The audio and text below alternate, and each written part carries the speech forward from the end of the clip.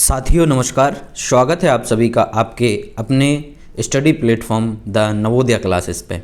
आज हम आपके लिए लेकर आए हैं बेहतरीन प्रश्नों की श्रृंखला। ठीक है, जो आपके लिए हम क्वेश्चंस लाए हैं वो सारे एग्ज़ाम ओरिएंटेड हैं। ठीक है, एक बेहतरीन ज़बरदस्त सीरीज़ है ये। आप लोग इस वीडियो को पूरा देखें, ठीक है, और चैनल को लाइक भी करें, और यदि नए आए हैं तो चैनल को सब्सक्राइब भी कर लिया करें, क्योंकि अब अपने लिए टाइम काफ़ी कम बचा है एग्ज़ाम में। ठीक है, अब ये मान लीजिए कुल अपन को 30-32 दिन ही बचे हैं, तो हमें जम के तैयारी करनी है और वीडियो को पूरा देखें। आपको निश्चित ही इसमें से कुछ ना कुछ परीक्षा में मिलेगा। ठीक है, तो चलिए शुरू करते हैं और करते हैं आज का ज़बरदस्त सेशन शुरू, और लेते हैं हम अपना आज का पहला प्रश्न।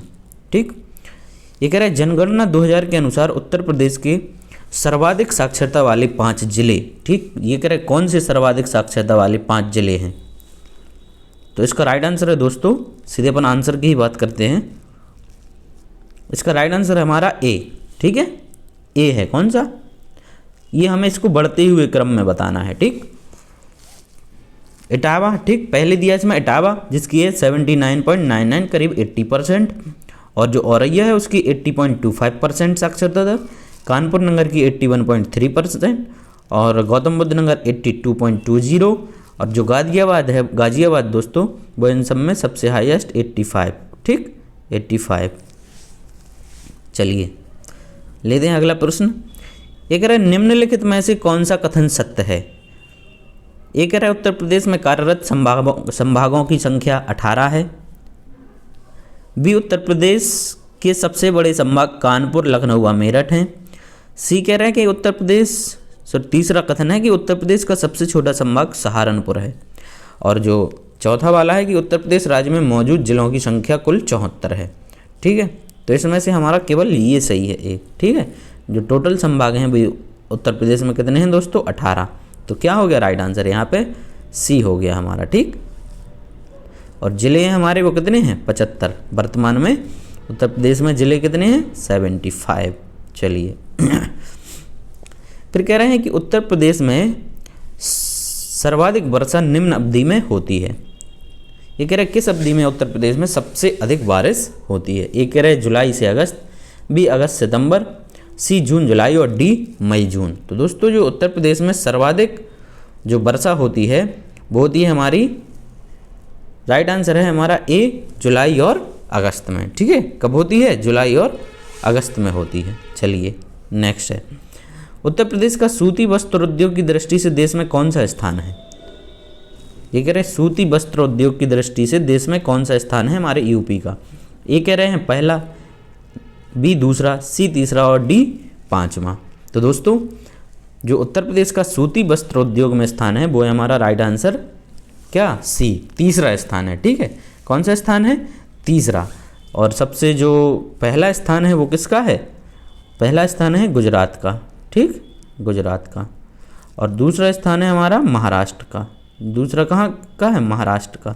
चलिए फिर कह रहे उत्तर प्रदेश में बौद्ध एवं जैनियों दोनों की प्रसिद्ध तीर्थस्थली है। बौद्ध और जैनियों दोनों की प्रसिद्ध तीर्थस्थली कौन सी है। ए कह रहे कि सारनाथ, बी कौशाम्बी, सी कुशीनगर, और डी देवी पाटन। तो दोस्तों बौद्ध और जैनियों का जो प्रसिद्ध तीर्थस्थली है वो है हमारी कौन सी, राइट आंसर है बी कौशाम्बी। ठीक है, कौशाम्बी। चलिए अगला है, मेन काम्फ का लेखक कौन है। मेन काम्फ ये एक बुक है, ये कह रहा है इसका लेखक कौन है। A Hitler, B Mussolini, C Bismarck, और डी मेजनी। तो दोस्तों जो मेन काम्फ है बुक उसका लेखक कौन है, हिटलर। ठीक है, हिटलर कौन था, ये जर्मनी का एक चांसलर था। ठीक है, और ये मैन ऑफ काम्फ है, ये हिटलर की आत्मकथा है। ठीक है, क्या है, हिटलर की आत्मकथा। ठीक, आत्मकथा है। चलिए फिर कह रहे हैं कि वैदिक आर्यों का प्रमुख भोजन था। वैदिक आर्यों का प्रमुख भोजन था, ये कह रहे क्या था वैदिक आर्यों का प्रमुख भोजन। ए जौ और चावल, बी दूध और इसके उत्पाद, सी चावल और दालें, डी सब्जियां और फल। तो दोस्तों आर्यों का जो प्रमुख भोजन था वो था दूध और उसके उत्पाद। ठीक है, क्या था, दूध और उसके उत्पाद। चलिए आगे बढ़ते हैं, लेते हैं हम अपना आज का 8वां प्रश्न। ये कह रहा है कि सातवाहन का सबसे बड़ा शासक कौन था। ठीक है, ये सातवाहन एक क्या है, ये एक वंश है। ये कह रहा है उसका सबसे बड़ा जो शासक रहा वो कौन था। ये कह रहा है सातकर्णी फर्स्ट, बी गौतमी पुत्र सातकर्णी, सी समुक और डी हाल। तो जो सातवाहन वंश का सबसे बड़ा शासक था दोस्तों वो था हमारा राइट आंसर यहाँ पे कौन, गौतमी पुत्र सातकर्णी। ठीक है, कौन था, गौतमी पुत्र सातकर्णी। ठीक, बेहतरीन क्वेश्चंस लिए हैं, आप लोग जरूर इसको पूरा अटेंड करिए सेशन को, बड़ा मज़ा आएगा। ठीक, ये कह रहे दिल्ली सुल्तान का शासन कब प्रारंभ हुआ। दिल्ली सुल्तान का शासन कब प्रारंभ हुआ। ए कह रहे 1106 ईस्वी, बी 1206 ईस्वी, सी 1306 ईस्वी और डी 1406 ईस्वी। ठीक है, तो दोस्तों जो दिल्ली सुल्तान का शासन था वो प्रारंभ हुआ था, राइट आंसर यहाँ पे अपना बी 1206 ईस्वी से शुरू होता है। ठीक है, 1206 ईस्वी से। ठीक, चलिए ये कह रहे कलानौर में राज्याभिषेक के समय अकबर की आयु कितनी थी। कलानौर में जब अकबर का जो राज्याभिषेक हुआ तो उस समय ये कह रहे कि उसकी आयु कितनी थी। ए 13 वर्ष, बी 15 वर्ष, सी 18 वर्ष और डी 20 वर्ष। दोस्तों उस समय अकबर की आयु थी कितनी, मात्र 13 वर्ष। ठीक है, कितनी थी, 13 वर्ष थी इसकी आयु। ठीक, चलिए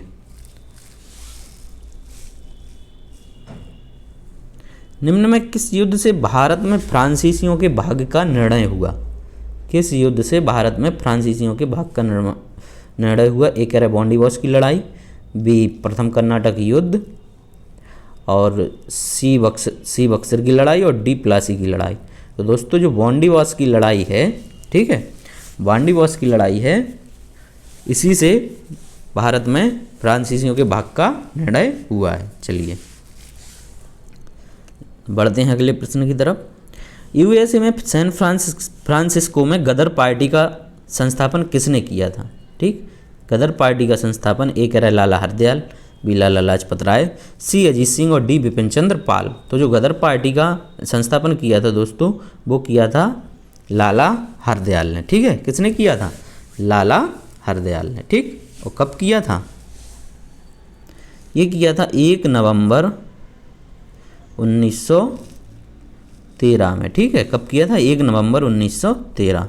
चलिए 13वां प्रश्न है कि लंदन में गोलमेज सम्मेलन का आयोजन किसकी चर्चा के लिए किया गया था। जो लंदन में गोलमेज हुआ था, ठीक है, गोलमेज सम्मेलन राउंड टेबल कॉन्फ्रेंस, वो किस चीज़ की चर्चा के लिए हुआ था।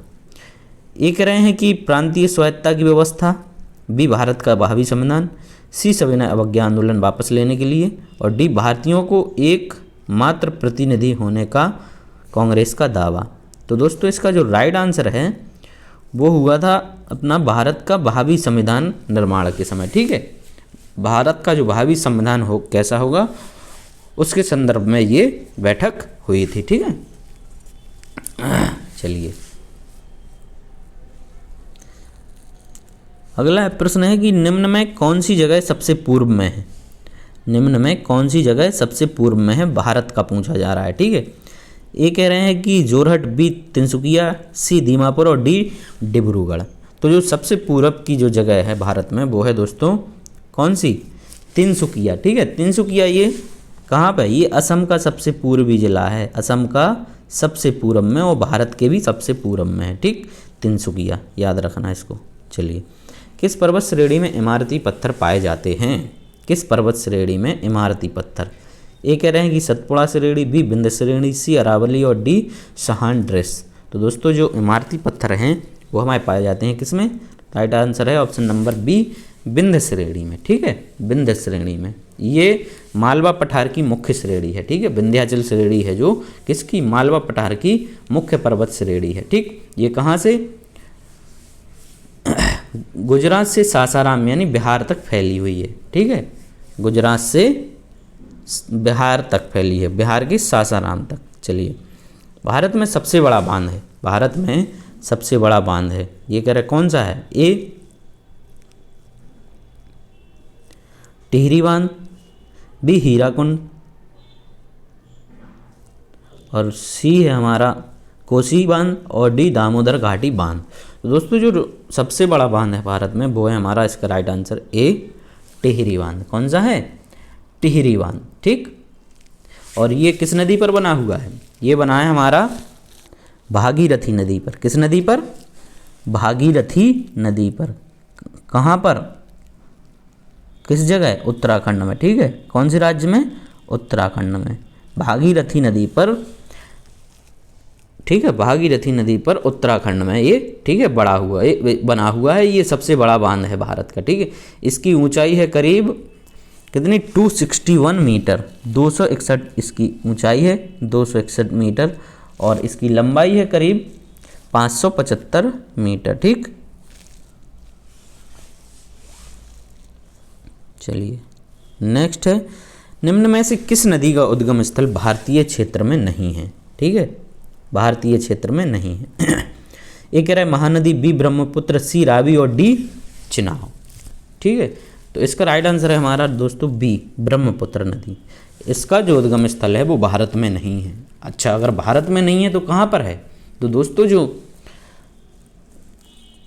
हमारी ब्रह्मपुत्र रिवर है, ठीक है, ब्रह्मपुत्र नदी का जो उद्गम स्थान है वो कैलाश पर्वत श्रेणी में मानसरोवर झील के निकट। ठीक है, मानसरोवर जो झील है उसके निकट एक छेमांग युंग डुंग हिमनद से होता है। ठीक है, और ये कहाँ पड़ता है? ये जो चीन के द्वारा ऑक्युपाइड है तिब्बत। ठीक, ये उसका उद्गम स्थल तिब्बत में पड़ता है। ठीक, चलिए नेक्स्ट, निम्नलिखित में से किस जिले में कॉफ़ी की पैदावार सबसे अधिक होती है? कॉफ़ी की जो पैदावार है वो सबसे अधिक होती है। ए कह रहे हैं कि कुर्ग, बी मैसूर, सी हुबली और डी बेल्लारी। ठीक, तो जो हमारा कर्नाटक है वो क्या है? कॉफ़ी का सबसे बड़ा उत्पादक राज्य है। ठीक, कॉफ़ी का सबसे बड़ा उत्पादक राज्य है, जिसमें सबसे अधिक जो कॉफ़ी का उत्पादन होता है वो होता है दोस्तों कुर्ग में। कहाँ पे होता है? कुर्ग में। तो राइट आंसर क्या हो गया? ए कुर्ग। ठीक, कहाँ पे है ये? कर्नाटका में। चलिए नेक्स्ट है कि दूध के रंग में पीलापन किसकी उपस्थिति के कारण होता है? दूध के रंग में जो पीलापन होता है, ठीक है, वो किसकी उपस्थिति के कारण होता है? और जो पीलापन अधिक होता है वो गाय के दूध में होता है। ये कह रहा है किसकी उपस्थिति? ये क्लोरोप्लास्ट, बी मेलानिन, सी कैरोटीन और डी निकोटीन। दोस्तों जो पीलापन होता है, राइट आंसर हमारा सी है यहाँ पे कैरोटीन। कैरोटीन की उपस्थिति के कारण दूध का जो रंग होता है वो उसमें उसका क्या होता है? पीलापन इसकी वजह से दिखाई देती है। चलिए 20 में है कि निम्नलिखित में कौन सा जोड़ा मिलता नहीं है? ए कह रहा है कि सरिस्का मृगवन राजस्थान में, बी कांजीरंगा पार्क असम में, सी घाना पक्षी वन मेघालय में और डी शिवपुरी राष्ट्रीय पार्क मध्य प्रदेश में। ठीक, तो दोस्तों कांजीरंगा असम में सही है हमारा, घाना पक्षी मेघालय में भी है, मेघालय में है, और डी शिवपुरी जो राष्ट्रीय पार्क है वो मध्य प्रदेश में है। ठीक, तो और सरिस्का है ये राजस्थान में, ये भी सही है। ठीक दोस्तों, तो इस जे नहीं है। घाना जो पक्षी वन है वो कहाँ पे है? घाना पक्षी है जो वो मेघालय में नहीं है। यहाँ पे अपना राइट आंसर होगा अपना, अच्छा, जो मिलता नहीं है जोड़ा, इसमें होगा अपना सी। जो घाना पक्षी है ये मेघालय में नहीं है, सॉरी, ये राजस्थान में है। I am really very very sorry about it.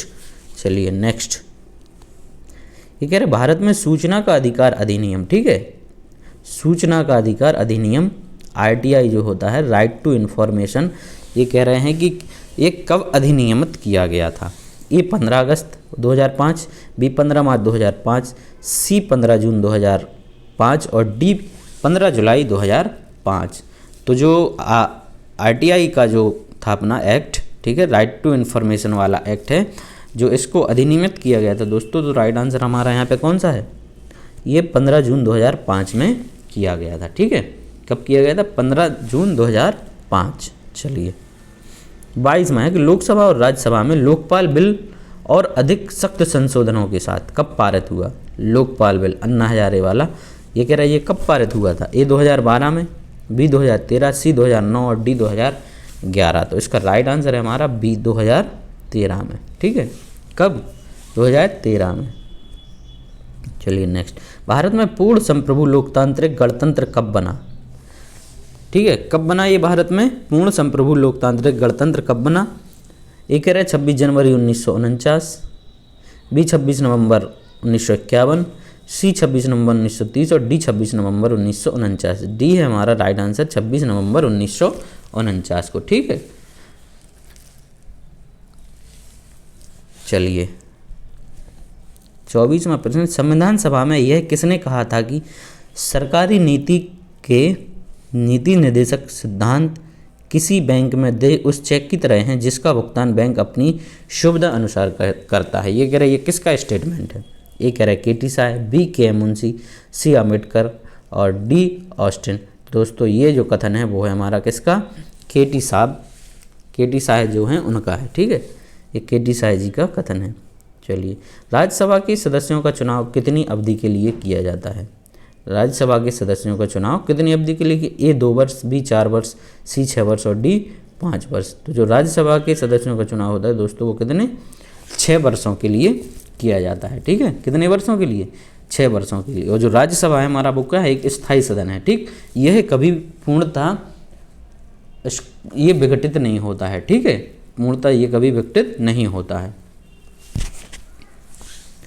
चलिए लेते हैं अगला प्रश्न, निम्न में से किस कर के दायरे में अधिक से अधिक लोग आ सकते हैं? किस कर मतलब टैक्स के बारे में बात हो रही है। ये कह रहे हैं कि आयकर, बी निगम कर, सी सेवा कर और डी जीएसटी। तो दोस्तों राइट आंसर है डी जीएसटी। जीएसटी में अधिक से अधिक लोग आ सकते हैं। गुड्स, जो जीएसटी का फुल फॉर्म होता है गुड्स एंड सर्विस टैक्स। ठीक है, गुड्स एंड सर्विस टैक्स, वस्तुओं एवं सेवा कर। चलिए, ताम्र का बृहद उत्पादक राज्य कौन सा है? जो ताम्र है ये कह रहे हैं उसका बृहद उत्पादक राज्य कौन सा है? ए कह रहे हैं कि केरल, बी राजस्थान, सी ओडिशा और डी मध्य प्रदेश। तो दोस्तों राइट आंसर है हमारा इसका डी मध्य प्रदेश। ठीक है, मध्य प्रदेश में सबसे अधिक उत्पादन होता है। ठीक, इसके बाद दूसरा अपना राजस्थान है और तीसरा अपना आ जाता है झारखंड। चलिए नेक्स्ट, ये कह रहे हैं निम्नलिखित में से कौन सा संगठन भारत की विभिन्न रेलगाड़ियों में इंटरनेट और टेलीफोन सुविधाएं प्रबंधित करने से संबंधित है? ठीक, ये कह रहे कौन सा जो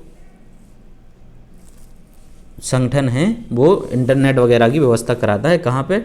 रेलवे में। ये कह रहे कोंकण रेलवे निगम, बी कंटेनर निगम, सी रेल निगम और डी विदेश संचार निगम। तो दोस्तों हम लोग जो रेलवे स्टेशन पे ये आता है हमारा रेल टेल निगम से। ठीक है, जो वाईफाई वगैरह होती है रेल वायर करके आता वो किसका है? Right answer C RailTel निगम का। चलिए फिर कह रहे हैं बिहार राज्य को अपना वर्तमान स्वरूप प्राप्त हुआ कब हुआ था? ये वर्तमान स्वरूप। ए कह रहे हैं 1911, बी 1936, सी 2000 ईस्वी और डी 1911। तो दोस्तों जो वर्तमान स्वरूप है इसका बिहार का वो राइट आंसर इसका सन 2000 में। ठीक है, कब हुआ था ये? सन 2000 में। ठीक, जब इसका सन 2000 में बिहार और झारखंड का विभाजन हुआ था। ठीक है, बिहार में से झारखंड को अलग किया गया था, तब से अब बिहार इस स्वरूप में है जो कि अभी वर्तमान में उसका स्वरूप है। ये कह रहे यात्रियों की क्षमता अनुसार विश्व में कौन सा सबसे बड़ा वायुयान है? ठीक, यात्रियों की क्षमता के अनुसार। ए कह रहे हैं बोइंग 547 ए, बी है एयरबस A380, सी बोइंग जंबो जेट और डी एलुमिशन सेकंड 19। दोस्तों जो सबसे अधिक यात्रियों की क्षमता वाला जो वायुयान है वो है हमारा इसका right answer B Airbus A380। ठीक है, और इसमें करीब कितने 853 यात्री। ठीक, 853 यात्रियों की क्षमता है ले जाने की। चलिए नेक्स्ट, प्रसिद्ध पुस्तक गीत गोविंद किसके द्वारा लिखी गई है? ठीक, गीत गोविंद की रचयिता पूछ रहे हैं। ए कह रहे बाणभट्ट, बी जयदीप, सी मीराबाई और डी कालिदास। दोस्तों जो गीत गोविंद पुस्तक है उसके रचयिता हैं हमारे बी जयदेव। ठीक है, कौन है? बी जयदेव। चलिए, और जो जयदेव थे ये किसके? बंगाल के जो सेन वंश का शासक था कौन? लक्ष्मण सेन के ये दरबारी कवि थे। चलिए, ये कह रहे LTTE एक लड़ाकू संगठन है। LTTE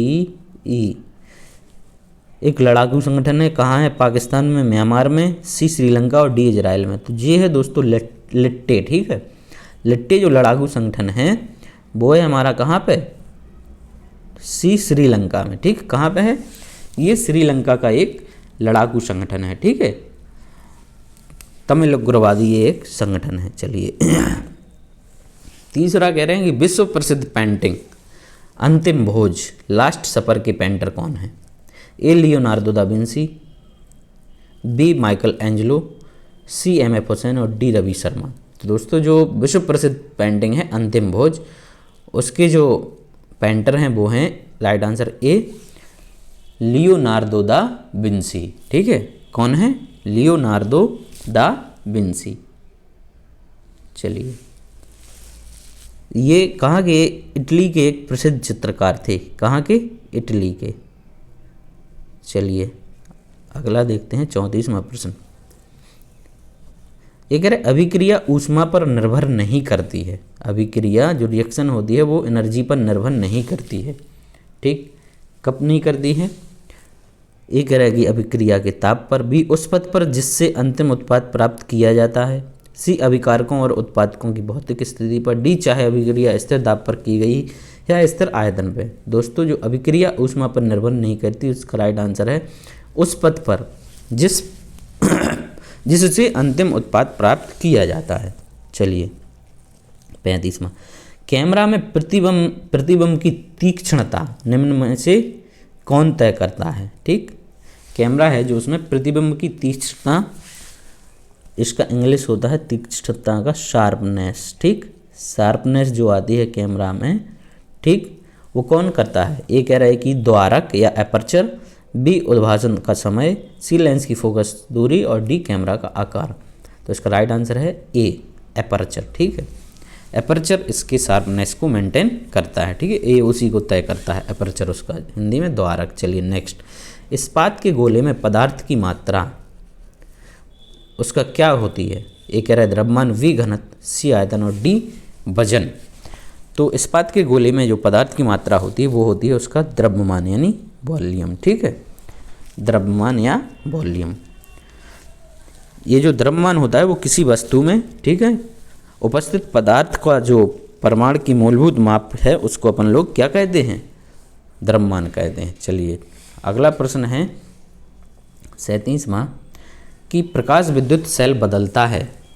जो प्रकाश विद्युत सेल होता है वो बदलता है, मतलब कौन सी एनर्जी को किस एनर्जी में बदलता है? ए कह रहा है कि यांत्रिक ऊर्जा को वैद्युत ऊर्जा में, बी ताप ऊर्जा को यांत्रिक ऊर्जा में, सी प्रकाश ऊर्जा को रासायनिक ऊर्जा में और डी प्रकाश ऊर्जा को विद्युत ऊर्जा में। तो इसका राइट आंसर हमारा डी प्रकाश ऊर्जा को विद्युत ऊर्जा में ये परिवर्तन करता है। हमारी जैसे ये सोलर प्लेट वगैरह होती है, ठीक, कौन सी? सोलर प्लेट, वो किसको?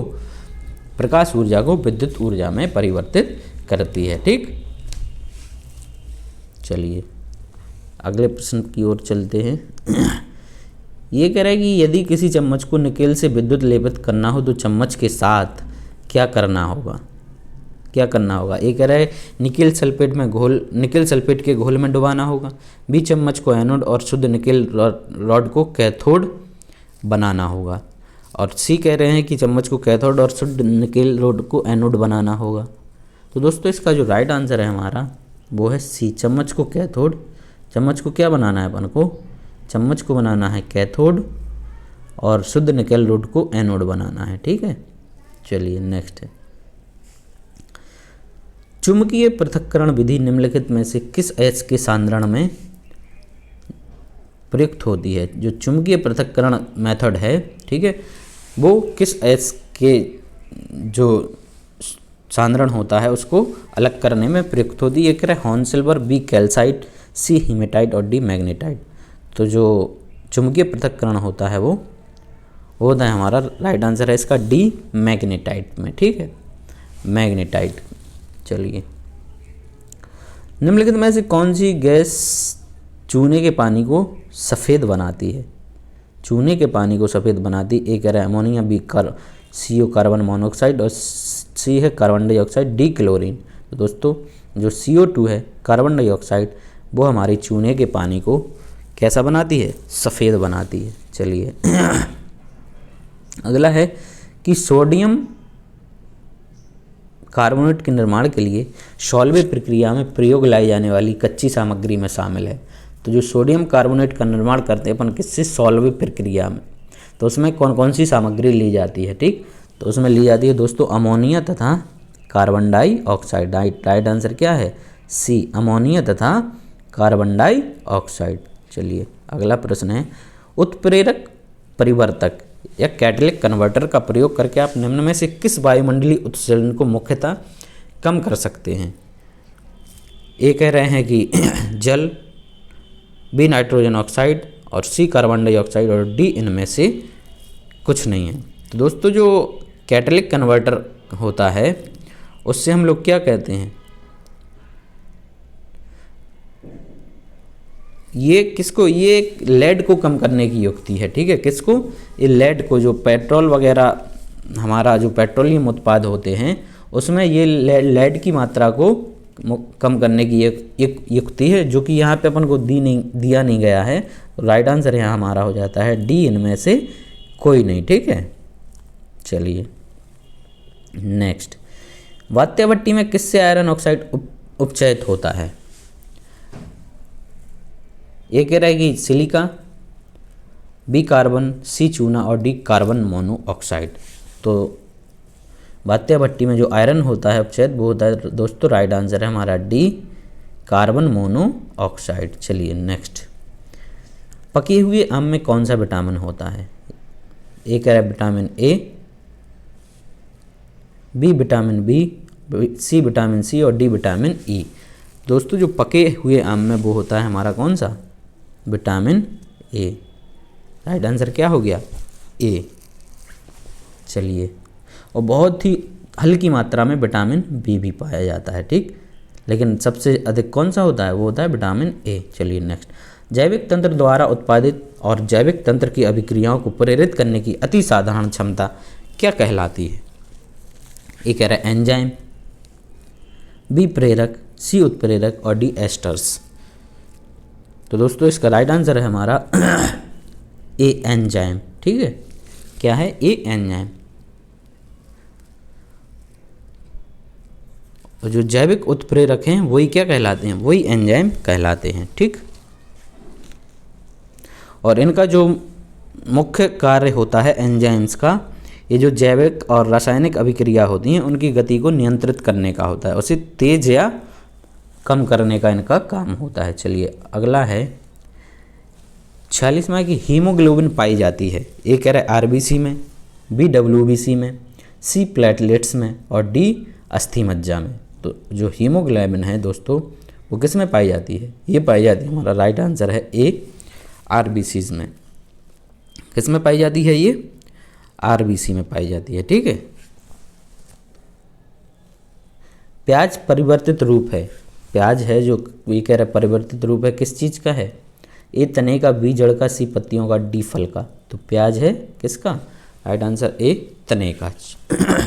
चलिए नेक्स्ट, ये कह रहे किसी बेकरी में ब्रेड बनाने के लिए खमीर का इस्तेमाल क्यों किया जाता है। ब्रेड को कठोर बनाने के लिए, बी ब्रेड को मुलायम और लचीला बनाने के लिए, सी ब्रेड की आहार मूलता बढ़ाने के लिए और डी ब्रेड को ताज़ा रखने के लिए। तो दोस्तों जो ईस्ट का प्रयोग किया जाता है ब्रेड में वो किया जाता है हमारा किस लिए, ब्रेड को मुलायम और कैसा, लचीला बनाने के लिए। तो राइट आंसर क्या है, बी, ब्रेड को मुलायम और लचीला बनाने के। 49 में इंटरनेट से सूचना लेने के लिए किस अनुप्रयोग या किस एप्लीकेशंस का प्रयोग किया जाता है इंटरनेट से सूचना लेने के लिए। ए है operating system, B web browser, C Microsoft Word और डी सिस्टम सॉफ्टवेयर। तो इंटरनेट से सूचना के लिए अपन क्या करते हैं, ब्राउज़र का प्रयोग करते हैं, वेब ब्राउज़र का। चलिए ये है हमारा लास्ट में 50वां प्रश्न। ये टेलनेट का जो तात्पर्य है, टेलनेट ये कह रहा है उसका तात्पर्य क्या है। ए कह रहा है कि टेलीफोन नेटवर्क, वी कह रहे हैं कि टेलीविज़न नेटवर्क, सी टेलीटाइप नेटवर्क और डी टेलीफैक्स नेटवर्क। दोस्तों जो टेलनेट है उसका तात्पर्य है टेलीटाइप नेटवर्क। चलिए कमेंट करके आप लोग बताएं कैसी लगी आज की क्लास। ठीक है, अगर अच्छी लगी तो और दोस्तों में भी शेयर करें और चैनल को सब्सक्राइब जरूर कर लिया करें। ठीक है, चलिए धन्यवाद, मिलते हैं अगली क्लास में।